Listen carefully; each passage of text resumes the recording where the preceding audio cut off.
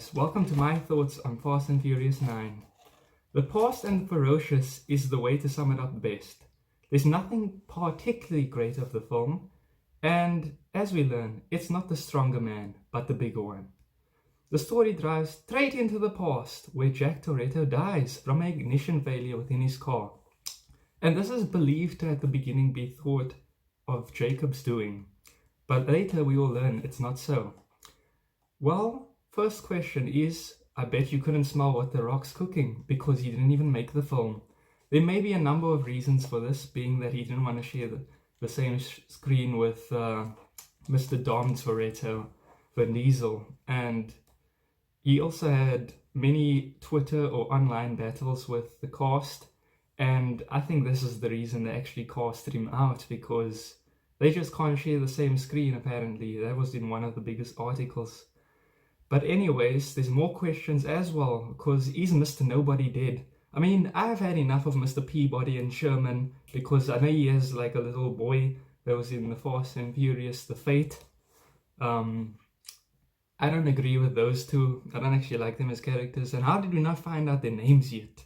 I mean, someone needs to know it. I mean, how much these guys earn, no matter how secret they are.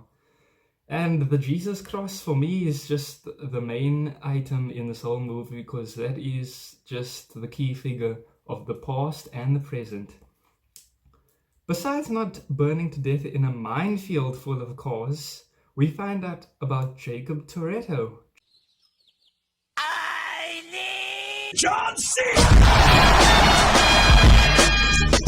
John Cena, who seems, ironically enough, to be the smaller and weaker brother of Vin Diesel's Dom. And he just seems to be the better brother. But it's only a film, guys, so let's not get too burned up on that.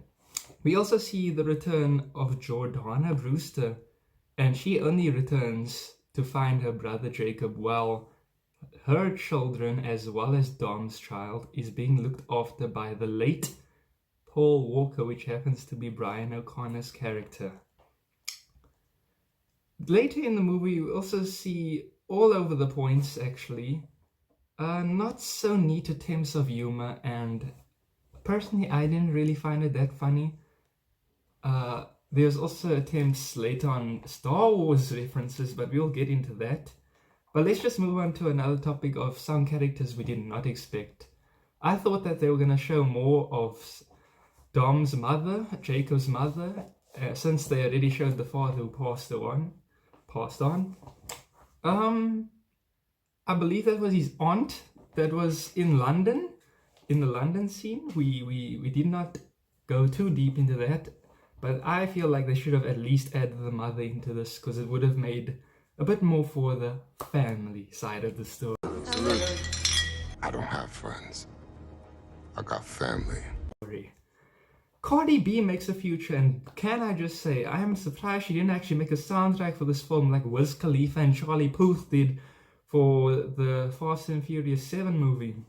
Anyways, can I just also point out, I don't like this hacker girl that seems to be like she's getting into a nice relationship with Tej. She's just, I don't particularly find her to be a great Fast and Furious character for me. Yes, she may be a great hacker or computer specialist, but isn't Tej there for that already? Unless they were just looking to find him a partner. Anyways, there's just a weird thing that I need to investigate. There's this giant magnet that they basically steal from the enemy, which is their van. And this magnet is able to take everything that's metal. Okay, now I understand that part. But as we're driving in this van, it's taking away people's phones, spoons, everything that's just basically metal. And it never took any cars. So I was like, fine, that makes sense, because it's not that big. And then it happens to be that when they are chasing down Jacob's car, it just sucks his whole car in. No one gets injured and no one just dies. I am so incredibly surprised. I know there's different levels for this magnet, but there was no indication that it was that powerful that suddenly it sucks the whole car into the van and doesn't even destroy or kill anyone. Anyways, now comes the Star Wars references that I need to investigate. Is this done because the directors actually like Star Wars? Is this just done because someone in the cast said it should be done? Well, there's references to the Millennium Falcon calling Chewbacca. Just leave out the Star Wars references, guys, because Charlize Theron disrespected Mr. Yoda.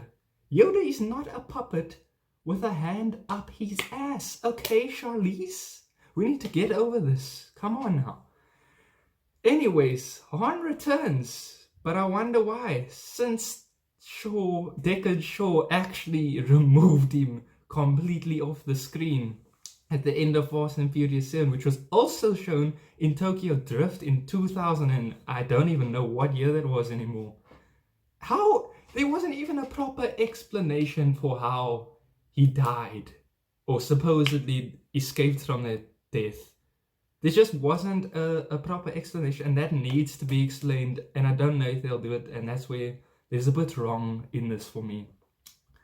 And we also realize that Mr. Nobody is connected basically because of Han's passed on girlfriend, which happens to be Gal Gadot. Her character name was Giselle, or Giselle, whichever way you say it. But he's connected only because of her.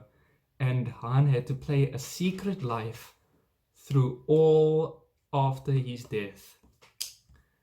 But anyways, Roman references earlier in the movie that he believes the team's invincible.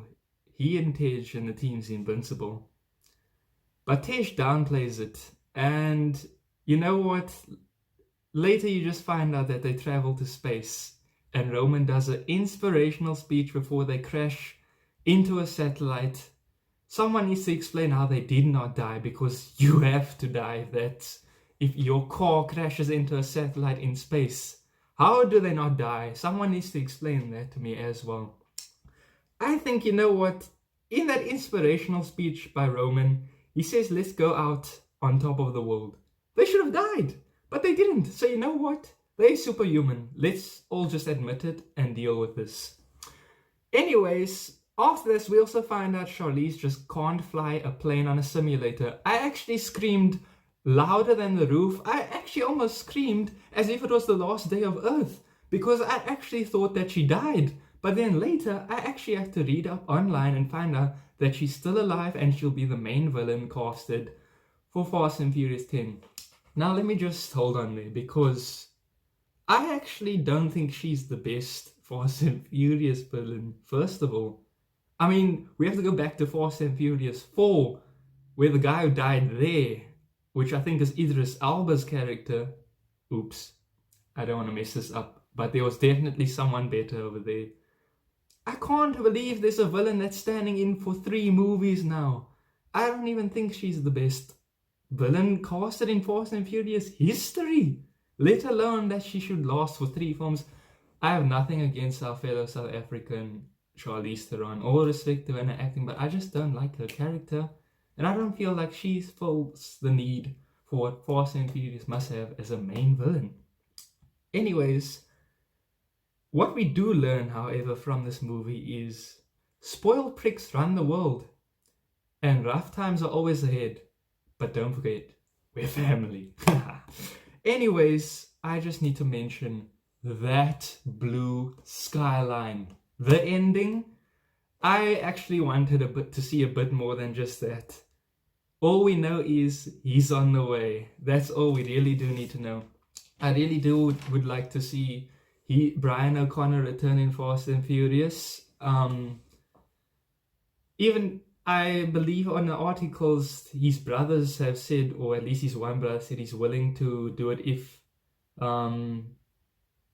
they need the character for Fast and Furious to end the franchise. And I do believe that he should be in. There's a lot of people that debate, and it can get heated in, from what I've seen on social media, that it can get heated between whether he should be in the movies or not, considering that Paul Walker has passed on.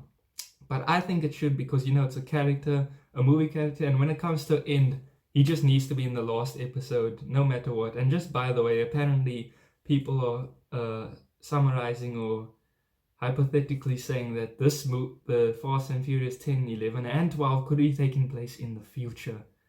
But we'll still have to find out anyways. But this doesn't end there. There was a mid-credit scene where you see Deckard Shaw punching a man bag. Yes, a man in a bag. But that's not the story. That's not actually the point. The point is, he gets a ring at his door. And when he opens the door, he's surprised to find that Han is standing there. I wonder what happens next. But anyways, guys, I'm just going to say I realized that if Jacob, and this for me is the most important point of the whole movie, in fact the whole franchise, this is the most important point for me that I've taken out of this movie. I just realized that if Jacob, when they were teenagers, told Dom the truth that time already, not only would he have not been casted out, but John Cena would not have won 16 World WWE titles. So much more still to talk about, such as the returning characters of Sean, Twinkie and Earl from Fast and Furious Tokyo Drift, as well as someone needs to explain the budget for the cars they just get to throw and fly around all over the place and gets destroyed. I need to know the budget cap for that. I have many more questions though, like what will Cypher actually bring to the next few movies, as well as will Jacob and Brian O'Connor return, as well as will there be more space travel introduced in the ending Fast and Furious films? While all of that is done, I thank you guys for watching. I thank those that subscribed already.